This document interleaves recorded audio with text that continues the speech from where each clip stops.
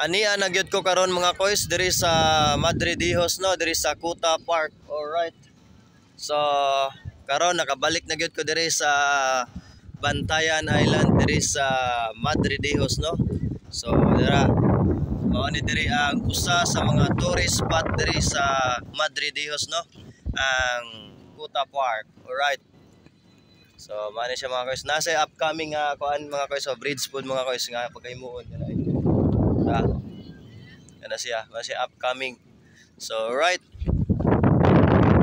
Okay, so tuyok lang sa tadiri mga koys. Ato sa pinakatumoy. Okay, ato ta dito sa ilahang bungalow. Alright. Mga koys ba? Dami kayo, nindot kayo. Okay. At pagkita dari ang pinakalaas na yung bridge na tulay-tulay na. Okay.